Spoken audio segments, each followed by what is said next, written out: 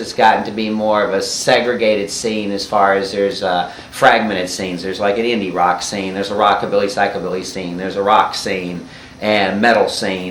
We have a very confused scene right now. We have a lot of things going on at the same time. It definitely mixes. It's weird the way it mixes because they kind of overlap each other. The Atlanta rock scene has kind of changed. You know, it's always morphing over the years. It's changed a lot since the 90s, that's for sure. Changed a lot for the better, I think. I mean, a lot of I should probably not make my band safe from talking about, because I was part of the problem in the 90s, where there was a lot of bands that were just trying too hard, I think is probably the word. And it's kind of cool now because there's a lot of bands that just they've found a real natural spot where they fit. That's what it seems like to me anyway. There's good, some good honest music coming out right now.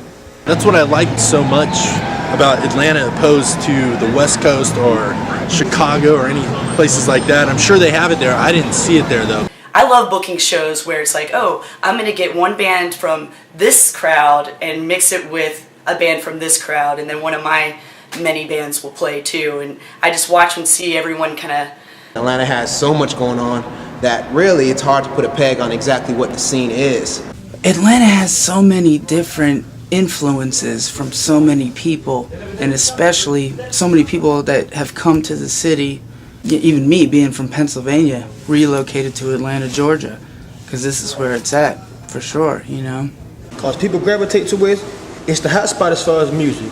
You know, if you in the Chi and maybe that music not getting much recognition as it can in the Chi, maybe you can come to the A and start your buzz in the A and then bring it back to wherever you're from. You know what I'm saying? It's a hot spot, man. It's a hot spot. It's a boiling pot right now. So people gonna gravitate to where it's hot at. You know what I'm saying? Especially for people that haven't grown up here in the South, come here. It's almost mind-blowing. I mean, Southern hospitality is a long thing. I know when I first got down here, I wasn't used to people walking down the street and speaking when they made eye contact. So, it definitely goes a long way. I grew up in LA, and there's good people in LA, but you have to fish through 9 million douchebags to meet a good person, As opposed to here, there's better people here and less of a douchebag factor, The douchebag factor in Atlanta is very low, as opposed to LA where it's hitting the charts, I noticed early that there were people doing the same things that I was doing that was showing me love and giving me support instead of trying to stop me from coming up, you know what I mean? And that's important and that's key. Here, it's just people are more laid back, and I think people here just want to have fun and live, a mellow life, I guess, because it's really, there's lots of shit going on here all the time, but everybody, it's almost as if everybody here is a fucking pothead. Sorry. I just puffed one right before I walked in here. Ready? No disrespect to nobody, but coming up in a Detroit or coming up in a Chicago or coming up in a Bay Area or coming up in a Philly is tougher because it's not as many opportunities. There's not as many superstars walking around every day, music that you can run into, you know what I mean? Everybody has their faces, but Atlanta's one of those places that you can go to Lenox Mall and go see somebody who has 5 million records sold, you know what I'm saying? Or go to Atlantic Station, and we're used to that, and it's common, as well as go to the MJQ and see an Andre 3000. Like, who can say that they can do that? It's such a down-to-earth city that you can literally be in the grocery store and bump into T.I. on like aisle 6 or something. Right. Like when I was working for the skate park, Little John used to come in all the fucking time and skate with his kids. And it was just like, we could talk about whatever. Yeah, the weather, music, whatever. I don't think you get to experience something like this anywhere else. It's distinctly Southern. You could be at the Star Bar on a Tuesday night having a beer and look over and there's CeeLo or there's Dallas Austin having a drink, and you can hang with these guys. Little John's a little dude. He's not a big dude. He looks like if he didn't have guards on him, he could easily get attacked and that would be the end of it. And he came in, no glasses on, and had his kids, and at first I was like, that Little John? I've never seen Little John without glasses. Yeah, that's Little John. And I get to start talking to him, sure enough it is. And no security, he's there like a family guy. And then I was I was at a barbecue one time. It was like this little crap show over off of Krog, and Busta Rhymes was there. This dude's big. He looks like he could be a wrestler for WWF. And this motherfucker had like a whole staff of security guards following him. It's like, why do you need guards?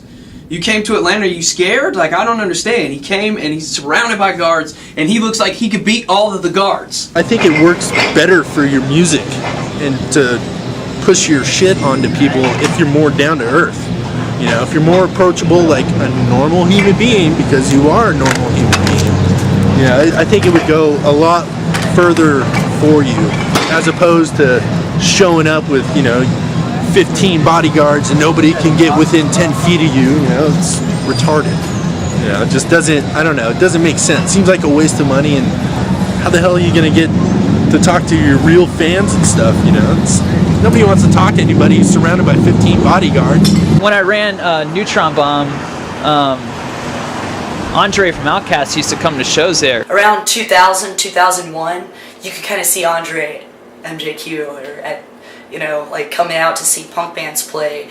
Well, that's true. I mean, I've sat at a bar years ago. I sat at a club, and Andre was standing right in front of me watching this band I went to go see. And he was so nice and was like telling me how he kind of wanted to kind of do more rock stuff, and he wanted to check out what was going on in his town with like the punk scene, because he thought it was cool and he thought it was really awesome what was going on. It was real underground.